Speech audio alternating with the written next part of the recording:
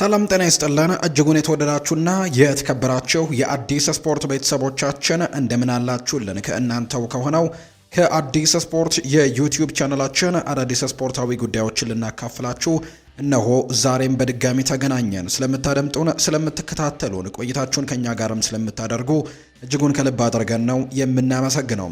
በዛሬ ፕሮግራማችን የተለያዩ ስፖርታዊ ጉዳዮችን ወደ እናንተ እያደረስን ቆይታን የምናደርግ ይሆናል።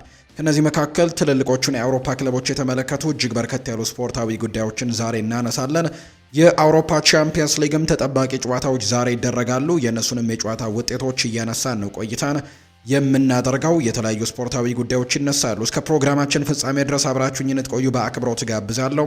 ቪዲዮአችንን ላይክ፣ ቻናላችንን ሰብስክራይብ እያደረጋችሁ ቆይታችሁን ከኛ ጋር እንድታደርጉ የአክብሮት ግብዣዬን ወደ እናንተም የማደርስ ይሆናል። ከመሸጋገሪያ በኋላ በድጋሚ ተመልሰን የምንገናኝ ይሆናል። አብራችሁኝ ቆዩ።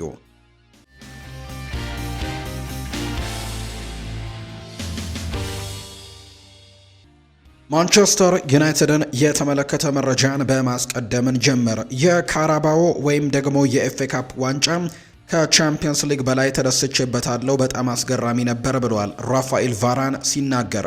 በእንግሊዝ በተለይም ደግሞ በማንቸስተር ለእግር ኳስ ያለውን ጥልቅ ስሜት በትክክል ትረዳዋለህ። በየቀኑ ነው የምትኖረው። አሁን ላይ ያ ጊዜ አልፏል። ማንቸስተር ዩናይትድን በመቀላቀሌም በጭራሽ አልቆጭም። ድንቅ ተሞክሮን ነው በማንቸስተር ዩናይትድ ያሳለፍኩት ሲልም ነው ራፋኤል ቫራን ሀሳቡን የሰጠው። ሪያል ማድሪድን ለምን ለቀቅ ተብሎም ጥያቄ ቀርቦለት ነበር። በ2018 ቻምፒየንስ ሊግን ካሸነፈን በኋላ ብዙም አልተደሰትንም ነበር። ልክ እንደ ተራ ነገር ወይንም ደግሞ እንደ ተራ እርምጃ ነበር የተሰማን። አእምሯችን ወዲያውኑ ቀጣዩ ቻምፒየንስ ሊግን ስለማሸነፍ ማሰብ ጀምሮ ነበር። አክዬም ደግሞ በዚያው ክረምት የዓለም ዋንጫን አሸነፍኩኝ። በዚህም አዲስ ፈተናን መፈለግም ልቤ ከጀለም። ከዛም ወደ ማንቸስተር ዩናይትድ መጣው ሲል ራፋኤል ቫራን ይናገራል። የአርሰናል ጉዳዮችን እናንሳ። የነበሩት ስህተቶች እንግዳ ነበሩ ብለዋል አርቴታ።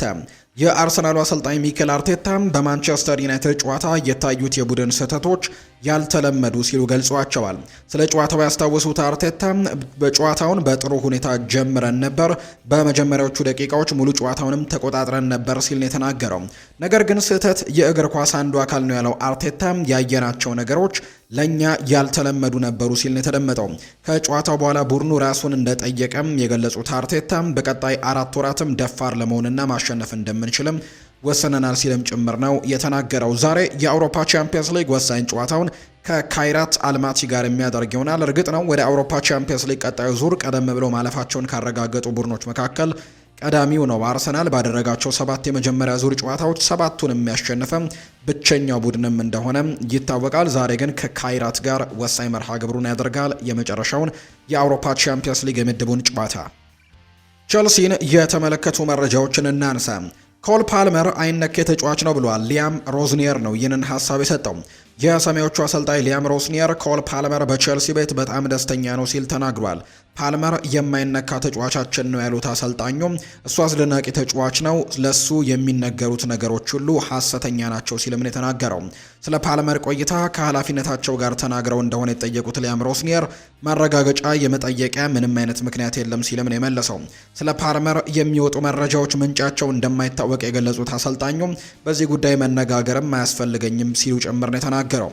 ሊያም ሮዝኒየር ስለ ሮሚዮ ላቪያም ተናግሯል። ጉዳት ባያስቸግረው ዓለም አቀፍ ደረጃውን የጠበቀ አማካይ የመሆን ትልቅ አቅም አለው። ከሱ ጋር ደግሞ መስራትም በጣም ጓጉች ያለው ሲል ነው ሊያም ሮዝኒየር ስለ ሮሚዮ ላቪያ የተናገረው። ስለ ኮል ፓልመር ጉዳት ሲናገር እሱ ከኛ ጋር ወደ ጣሊያን ተጉዟል። በእርግጠኝነት በሱ ዙሪያ ምንም ነገር የለም። ከዳይሬክተሮች ጋር መነጋገርም በጭራሽ የለብንም። ከእውነታ የራቀ ነገር ነው። ኮል ፓልመር በእኛ ደስተኛ ነው። ለቀጣዮቹ ጨዋታዎችም ዝግጁ ነው ሲልም ጭምር ነው ሀሳቡን እየሰጠ የሚገኘው። ኮል ፓልመርን በተመለከተ ሊያም ሮዝኒየር ይቀጥልና ናፖሊ ዓለም አቀፍ ደረጃውን የጠበቀ አሰልጣኝ ያለው ድንቅ ቡድን ነው። በቻምፒየንስ ሊግ ሁሉንም ጨዋታዎች ከባድና አስደሳች ጨዋታዎች ይሆናሉ። እኛም ደግሞ እነሱን ጨዋታውን ማሸነፍም ይኖርብናል ሲልም ነው የተናገረው። ሮዝኒየር ይቀጥልና ከአንሴሜሎ ጋርም መነጋገር ነበረብኝ። ሐሙስ ወይም አርብ ይመጣል። ስለወደፊት እቅዳችን ከሱ ጋር መነጋገር ይኖርብኛል ብሏል። ቸልሲ የዝውውር መስኮቱ ከመዘጋቱ በፊት ለጀረሚ ዣኳይ ሁኔታውን መፍትሄ ለማግኘትም ጠንክረው እየሰሩ ይገኛሉ። ባየር ሚኒክም በአሁኑ ጊዜ በክረምቱ የዝውውር መስኮት ተጫዋቹን ለማስፈረም የጀረሚ ዣኮይ ወኪሎችን ወይም ደግሞ ከስታድ ሬንስ ጋርም ድርድር ላይ እንደሆኑ ጭምር የሚያሳዩ መረጃዎች የሉም። ባየር ሚኒክ ሁኔታውን እየተከታተሉ ሲሆን በክረምቱ ላላቸው ፍላጎት ግን እንደቀጠለ ነው ብሏል ፍሎሪያን ፕሌተንበርግ የስካይ ጀርመኒው ዘጋቢ ሲናገር። ማንቸስተር ሲቲን እንመልከት። ሲቲ አርሰናልን በልጦ በሊጉ ያሸንፋል ብሏል ኢልካይ ጎንደዋን። የጋላታሳራዩ አማካይ የሆነው ኢልካይ ጎንደዋን የቀድሞ ክለቡ ማንቸስተር ሲቲ አርሰናልን የማሸነፍ አቅም እንዳለው ነው የተናገረው።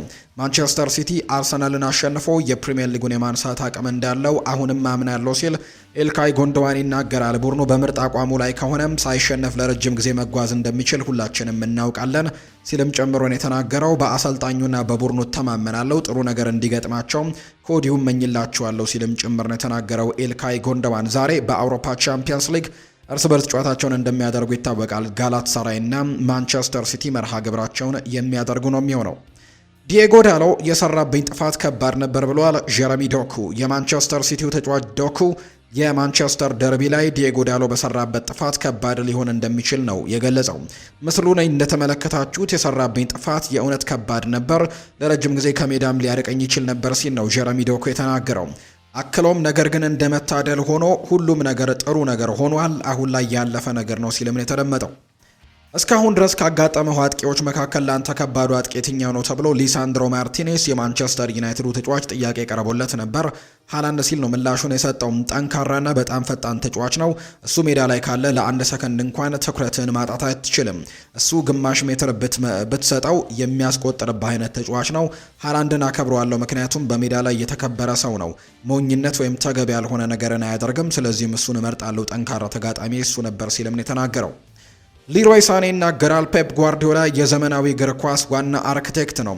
ስለ እግር ኳስ ያለኝን አመለካከት ሙሉ በሙሉ ቀይሮታል። እሱ ከሌሎች የተለየ ልዩ አሰልጣኝም እንደሆነ ጨምሬ ያውቃለሁ ሲል ነው ሊሮይ ሳኔ የተናገረው። ኦማር መርሙሽ ማንቸስተር ሲቲን ብለቅ እንኳን በውሰት ወለ ፕሪሚየር ሊግ ውስጥ ካሉ ቡድኖች ነው የእሱ እቅድ ወደ ማንቸስተር ሲቲ ተመልሶ መጫወት ነው ሲል ዴይሊ ኤክስፕረስ መረጃውን አጋርቷል። ስለዚህም ተጫዋቹ ተመልሶ ወደ ማንቸስተር ሲቲ መመለስ ይፈልጋል፣ ምናልባት እንኳን በውሰት ከክለቡ የሚወጣ ከሆነ። በማንቸስተር ሲቲ አጀማመሩ የሰመረለትን አንቷን ሴሜኒዮን እንመልከት። በፕሪሚየር ሊጉ በቦርንመስ በመድመቅ ደረጃውን ከፍ አድርጎ ወደ ኢቲያድ ያቀናው አንቶን ሴሜኒዮ በማንቸስተር ሲቲ ቤት በፍጥነት መላመድ ችሏል።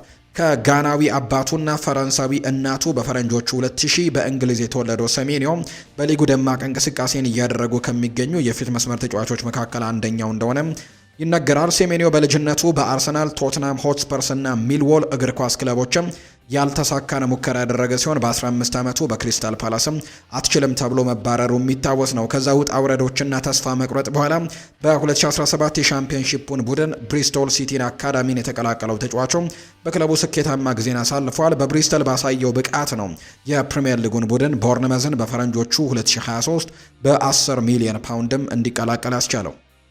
የሊቨርፑል ጉዳዮችን እናንሳም። 8ኛው ዙር የአውሮፓ ቻምፒየንስ ሊግ ተጠባቂ ጨዋታም ዛሬ ይደረጋል። ሊቨርፑል ከቃራባግ ጋር የሚያደርገው መርሃ ግብር ነው የሚጠበቀው። ዛሬ ምሽት ልክ ከምሽት 5 ሰዓት ሲል ይደረጋል። ጨዋታው ደግሞ በአንፊልድ ሮድ የሚደረግ መርሃ ግብር ነው። ሊቨርፑል በውድድሩ ለመጨረሻ ጊዜ ያደረገውን ጨዋታ ከሜዳ ውጭ ወደ ፈረንሳይ ተጉዞ ማርሴን 3-0 ማሸነፍ ችሏል። እናም ካደረጓቸው ያለፉት 5 ጨዋታዎች ደግሞ ሁለቱን አሸንፈው በሁለቱ አቻ ወጥተው በአንዱ ደግሞ ተረተዋል። ቃራባግ በተመሳሳይ መልኩ ተጋጣሚያቸው የሆነው ካራባግ ካደረጓቸው ያለፉት 5 ጨዋታዎች በ3ቱ አሸንፈው በሁለቱ ደግሞ ተሸንፏል። በውድድሩ ያደረገውን የመጨረሻ ጨዋታም አይንትራክ ፍራንክፈርትን 3-2 ማሸነፍ የቻለ ቡድን እንደሆነ ነው የተገለጸው። ሁለቱ ቡድኖች እርስ በርስ በእንደዚህ አይነት ውድድሮች ላይ አንድም ጊዜ ተገናኝተው አያውቁም። ካራባግና ሊቨርፑል ከዚህ በፊት አንድም ጊዜ መገናኘት አልቻሉም። ስለዚህም የዛሬው ጨዋታ በታሪክ ለመጀመሪያ ጊዜ የሚያደርጉት ሆኖ ነው የሚመዘገበው። ስለዚህም ምንም አይነት ጨዋታ ከዚህ በፊት አድርገው አያውቁም። የቡድን ዜናን ስንመለከት በሊቨርፑል በኩል ኮነር ብራድሌይ፣ ጆቫኒ ሊዮን፣ ኢብራሂማ ኮናቴ፣ ጆ ጎሜዝ፣ ስቴፋን ባጄቲች፣ አሌክዛንደር ኢሳክ እና ፌዴሪኮ ኪየዛ በዛሬው ጨዋታ ላይ የመሰለፍ እድል የላቸውም ተብሏል። አሊሰን ቤከር በግብ ጠባቂነት ይኖራል። ጀረሚ ፍሬምፖንግ እንዲሁ ቨርጂል ቫንዳይክ፣ ሚሎስ ኪርኬዝ፣ ማካሊስተር፣ ግራቨንበርች፣ ሶቦዝላይ፣ ቨርት፣ ሳላህ፣ ኤኪቲኬ እነዚህ በዛሬው ጨዋታ ላይ ምናልባት በቋሚ አስተላለፍ ውስጥ ሊካተቱ ይችላሉ ተብለው የሚጠበቁ የሊቨርፑል ተጫዋቾች እንደሆኑ ነው የተገለጸው። በሌላ በኩል በዛሬው ጨዋታ ላይ በጣም በትልቁ በጉጉት የሚጠበቅ መርሃ ግብር ነው። በአውሮፓ ቻምፒየንስ ሊግ በምድቡ ከ1 እስከ 8 ሆኖ ለማጠናቀቅም የዛሬው ጨዋታ እጅጉን በጉጉት ይጠበቃል ተብሎ ይታሰባል። የሪያል ማድሪድ ጉዳዮችን በዚሁ እናንሳ። ጆዜ ሞሪኒዮ ትናንትናው ጋዜጣዊ መግለጫቸው ላይ ስለ አልቫሮ አርቤሎዋ ተናግረዋል። ከምርጥ ተጫዋቾቼ አንዱ ነበር። እሱ እንደ ልጄ ነው። ካሰለጠንኳቸው ምርጥ ተጫዋቾችም አንዱ ነው አልቫሮ አርቤሎዋ ሲልም ነው የተናገረው ሆዜ ሞሪኒዮ። ቤኔፊካ ዛሬ ምሽት በምን አይነት ስታይል ይጫወታል የሚለውንም ጥያቄ ቀርቦላቸው ነበር። እቅዱንና እንዴት እንደምንጫወት ልነግርህ ትፈልጋለህ ወይ? ዋናው ነገር በሶስት ማጥቃቶች 3 ጎሎችን ማስቆጠር የሚችል ሚዛኑን የጠበቀ ቡድን ይዘን መገባታችን ነው። ሆዜ ሞሪኒዮ የቀድሞ ተጫዋቹን ስለመቅጠሙም ሲናገር ሻቪ አሎንዞ የባየር ሌቨርኩዘን አሰልጣኝ በነበረበት ጊዜ እሱን በመቅጠሜ በጣም ደስተኛ ነበርኩኝ። እናም ዛሬ ደግሞ ከአልቫሮ አርቤሎዋ ጋርም በመጫወቴ ተመሳሳይ ደስታ ይሰማኛል ነው ያለው። አልቫሮ አርቤሎዋ ሪያል ማድሪድን ስለመምራቱ ምን ትላለህም ተብሎ ተጠይቆ ነበር። አርቤሎዋ በሄደበት ሁሉ እንዲሳካለት እመኛለሁ። ሪያል ማድሪድ ከየትኛውም አሰልጣኝ ጋር ስኬት እንዲገጥመው እመኛለሁ። ሪያል ማድሪድን እወደዋለሁ፣ አልቫሮንም እንዲወዳለሁ። ነገር ግን ውጤቶች መጥፎ እንደሚሆኑ ግን ተስፋ አደርጋለሁ ከኛ ጋር ለሚያደርጉት ጨዋታ ሲል ነው ዦዜ ሞሪኒዮ የተናገረው። ሪያል ማድሪድን መቅጠም ምን አይነት ስሜት ይሰጣል የሚል ጥያቄም ቀርቦለት ነበር። ፈርተሃል ወይ ተብሎም ተጠይቆ ነበር። በሪያል ማድሪድ የምንሸነፍበት ምንም አይነት የተረጋገጠ ነገር የለም። ዛሬ ከታላቅ ቡድን ጋር ከምርጥ ተጫዋቾች ጋር እንጫወታለን። ወይ ታሸንፋለህ ወይ ትሸነፋለህ ብሏል ሞሪኒዮ። ስለ ምሽቱ ዳኛ ምን አይነት አስተያየት አለህም ተብሎ ተጠይቆ ነበር። እኔ የተረጋጋው ሰው ነኝ። ከጨዋታው በፊት ዳኛው ማን እንደሚሆን ግድ የለኝም። ሁልጊዜም ዳኛው የተሻለ ደረጃ ላይ እንደሚገኝ ነው ማምነው። ስለምትገጥመው ምርጥ የሪያል ማድሪድ ተጫዋችስ ምን አይነት ዝግጅት አድርጋል የሚልም ጥያቄ ቀርቦለት ነበር። መጫወት ያለብን ተጋጣሚ ባለው ባህሪ እንጂ እሱ በሌለው አይነት የአጨዋወት ዘይቤ አይደለም። ለቡድናችን በሚስማማ መጫወትም መንገድን መጫወት አለብን። አንድ ነገር ግን ግልጽ ነው ብዬ አስባለሁ። ይህም ለማሸነፍ ከተጋጣሚያችን የበለጠ ጎሎችን ማስቆጠር አለብን። ግብ ማስቆጠር ዓላማ ይዘን መጫወት ይኖርብናል። ነገር ግን ብዙ አደጋዎችን መውሰድ የለብንምና ሚዛናዊ መሆን ይኖርብናል ሲልም ነው ዦዜ ሞሪኒዮ የተናገረው። ሪያል ማድሪድ ትሬንት አሌክዛንደር አርኖልድን ለሚቀጥለው የውድድር ዘመን ዋና የቀይ ተከላካይ አድርጎ ይቆጥረዋል። ትሬንት ከጉዳቱ በተመለሰበት ወቅትም አልቫሮ አርቤሎዋ በቀይ መስመር በኩል 2 አማራጮች ይኖሩታል። በዚያ ቦታ ላይ እንዲሁም ዳኒ ካርቫሃልም ይገኛል ተብሎ ነው ማርካ መረጃውን ያወጣው። ትሬንት በሪያል ማድሪድ የጀመረው የጨዋታ እንቅፋት ሆኖበታል። በዚህ የውድድር ዘመን በክለቦች የዓለም ዋንጫ ላይ ጉዳት ያጋጠመው ሲሆን ከዚያም በኋላ 2 የጡንቻ ጉዳቶች ደርሰውበታል። ትሬንት ከታህሳስ 3 ጀምሮ ሜዳ ላይ አልተጫወተም። እናም በአጠቃላይ ከ500 ደቂቃዎች በላይ የሚሆኑ ጨዋታዎችም እንዳመለጡት ነው ዲያሪዮ አስ መረጃውን ያጋራው። ሪያል ማድሪድ በዛሬው ዕለት 8 ውስጥ ሆኖ ለመጨረስ ምን አይነት ጨዋታ ያስፈልገዋል የሚለውን ጥያቄ አልቫሮ ካሬራስ ነው ይህ ጥያቄ የቀረበለት። ጨዋታው በሁለቱ ቡድኖች ወሳኝ እንደሚሆን እናውቃለን፣ ምክንያቱም ሁለታችንም ማሸነፍ ይኖርብናል። ድባቡ በጣም ጥሩ ይሆናል። ነገር ግን በባለፈው ሳምንት ጨዋታዎች ላይ እንዳደረግነው የተለመደ ዘይቤያችንን ይዘን መጫወት ይኖርብናል። በዚህ ጨዋታ ላይ በእርግጠኝነት 3 ነጥብ እንወስዳለን ሲል ነው አልቫሮ ፈርናንዴዝ ካሬራስ የሚናገረው። በአርቤሎዋ ስር ምን ነገሮች ተለውጠዋል ተብሎም ተጠይቆ ነበር። ግልጽ የሆነ ሀሳብ ይዞ ነው የመጣው። ራሳችንን መሆን፣ ኳስን በመጫወት እንድንደሰት፣ በአስቸጋሪ ጊዜያትም እንድንሰባሰብና እንደ አንድ ቡድን መጫወት እንዳለብን በተደጋጋሚ ይነግረናል ሲልም ነው ካሬራስ የሚደመጠው። ተጫዋቾች ያጨዋወት ስልታቸውን ቀይረዋል ተብሎም ተጠይቆ ነበር። እንግዲህ ጨዋታው ከቪያሪያል ጋር ከባድ እንደሚሆን አውቀን ከመጀመሪያውም የተሻለንን ሁሉ ለመስጠት ሞክረናል። ከመጀመሪያው አጋማሽ መጠናቀቅ በኋላም በትኩረትና በቁርጠኝነት ወደ ሁለተኛው አጋማሽ ገባን። እናም ግቡ ወዲያው መጣ። በሰዓቱ ሁላችንም ቁርጠኛ ነበርን። ለክለቡ ጥሩ ነገር ማበርከት እንፈልጋለን። እናም የቀሩትን ዋንጫዎች ሁሉ ደግሞ ለማሸነፍም እንተጋለን ሲልም ጭምር ነው አልቫሮ ካሬራስ የሚናገረው። የቀድሞ ክለብን ትገጥማለህና ከቀድሞ የስራ ባልደረቦች ጋር አስቀድመ ተነጋግረሃል ወይም ተብሎ ነበር ካሬራስ። አዎ ከብዙ ሰዎች ጋር ተነጋግሬያለሁ። ከብዙዎቹ ጋርም በጣም ጥሩ ግንኙነት አለኝ። ጓደኞቼ ናቸው ማለት እችላለሁ። በቤኔፊካ እንደ ማኑ እንደ ክሪስቲያኑ ያሉ የመሳሰሉ የቅርብ ጓደኞች ያሉኝ፣ ነገር ግን ከሜዳው ላይ ይልቅ ደግሞ ከጨዋታ በኋላ የበለጠ እንነጋገራለን ብዬ አስባለሁ ሲል ነው ካሬራስ የሚደመጠው። ለቤኔፊካ ምን አይነት ምክር አለ ተብሎም ተጠይቆ ነበር። መልካሙን ሁሉ እመኝላቸዋለሁ። ለረጅም ጊዜ ከነሱ አራኩም፣ ነገር ግን አሁንም ከተጫዋቾቹና ከአመራሩ ጋር የጠበቀ ግንኙነት ነው ያለኝ። የምመክራቸው ትግላቸውን እንዲቀጥሉ ነው። ቤኔፊካ ለመጋፈጥ በጣም አስቸጋሪ የሆነ ክለብ ነው። በፖርቱጋል ውስጥ ያለ ምርጡ ቡድን ነው። ጥሩ ውጤትም እንደሚያስመዘግቡ እርግጠኛ ነኝ ሲል ነው ካሬራስ የሚደመጠው። ሞሪኒዮ በቤኔፊካ እንዲያሰለጥን ፈልገህ ነበር ወይም ተብሎ ነበር። አዎ ለዚያ ተስፋ አድርጌ ነበር። እሱ ታዋቂ እግር ኳስ ተጫዋችና የእግር ኳስ ባለሙያ። አሁን ግን በአርቤሎዋ በጣም ደስተኛ ነኝ። ስለ ሞሪኒዮ ግን መልካሙን ሁሉ እመኝለታለሁ ነው ያለው አልቫሮ ካሬራስ። ሌላኛው አልቫሮ አርቤሎዋ ነው ጋዜጣዊ መግለጫ ላይ የተገኘው። ቶፕ 8ቱ መካከል ሆኖ ምድቡን ለማጠናቀቅ ማድረግ ያለበት ቁልፍ ነገሮች የትኞቹ ናቸው ተብሎም ነበር።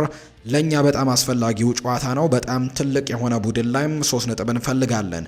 ቡድኑ ከወጣቶች የቻምፒየንስ ሊግ ቡድን ጋር ቢመጣም በጣም አስቸጋሪ ቡድን ነው። ተጫዋቾቹ አስቀድሜ ያስጠንቅቅ ያለው ማሸነፍ ከፈለግን በ90 ደቂቃ ውስጥም ከፍተኛ ጥረት ማድረግና መጫወት አለብን። የዛሬው ጨዋታ በጣም ከባድ ይሆናል ሲልም ነው የተናገረው አልቫሮ አርቤሎዋ። ስለ ሞሪኒዮ ንግግር ምን ታስባለህ? የእሱ ባህሪ ላንተ ምን አይነት ነው ተብሎም ተጠይቆ ነበር። አዎ እርግጥ ነው የሞሪኒዮ ጋዜጣዊ መግለጫ አላመለጠኝም። አይደለም ዛሬ ተጫዋች ሳለሁም ወይም ደግሞ አብረን መልበሻ ክፍል ውስጥ በነበርንበት ጊዜም አላመለጠኝም። እናም ዛሬም የሱ መግለጫ አላመለጠኝም። ስለ እኔ የሚነገረው ነገር ሁሉ በመስማቴም ትልቅ ኩራት ይሰማኛል። ስሜታዊና ደስተኛ ነኝ። ምክንያቱም ለእኔ እሱ ከአሰልጣኝም በላይ ነበር። በተለይም በግል ደረጃ በስራዬ ዘመን ሁሉ ለእኔ በጣም አስፈላጊ ነበር። ዛሬም ቢሆን እሱን እንደ ታላቅ ጓደኛ ቆጥረዋለሁ። ስለሆነም ስለ ቃላቶቹ ሁሉ አመሰግናለሁ። እናም ነገም እሱን ለማየትም በጣም በጉጉት ጠብቄ ነበር ሲልም ነው አልቫሮ አርቤሎዋ የተናገረው።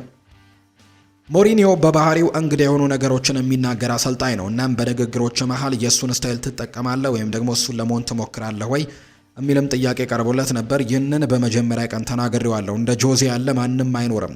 እሱን ለመምሰል የሚሞክር ሁሉ ይወድቃል። እናም ከመጀመሪያው ቀን ጀምሮ ይህንን ተረድቻለሁ። የኔ ስኬት ራሴን መሆንና አልቫሮ አርቤሎዋን ብቻ መሆን ነው የሚል ግብም ያለኝ። በጣም ትልቅ ተጽዕኖ አለ። እሱ እኔን ስላሞገሰኝ አልዋሽም። ነገር ግን ከሱ መግባቢያ እናም በታክቲክ ደረጃ ብዙ ነገሮችን መማር ችያለሁ። ነገር ግን ሁለታችንም እዚህ ሆነን ዛሬ ደግሞ ፊት ለፊት እንጋፈጣለን። ማሸነፍ እንደምንፈልግም አውቃለሁ። ምክንያቱም የሱ ቡድን ሁሌም ተፎካካሪ ስለሆነ እኔም እንደዛ ነኝ። ከሁሉም በጣም አስፈላጊው የሚቀጥሉት 90 ደቂቃዎች ይሆናሉ ሲልም ነው አልቫሮ አርቤሎዋ የሚናገረው። እኔ እዚህ ስለነበርኩባቸው 15 ቀናት ብቻ ነው መናገር የምችለው። ከመጣውበት ጊዜ ጀምሮ በጣም ቁርጠኝነት ያላቸው በደንብ የሚያዳምጡና ጠንክረው የሚሰሩ ተጫዋቾችን አይቻለሁ። የተወያየ ነው በተግባር እያሳዩኝ ይገኛሉ። እናም ይህ ጥሩ ነው። ሁሉም ቢሆን ብዙ መሻሻል ያለባቸው ቦታዎች ያሉን። እናም ሁሉንም ነገር ደግሞ ማሳካት ከፈለገን ብዙ ገጽታዎችን የተካነ ቡድን መሆን አለብን።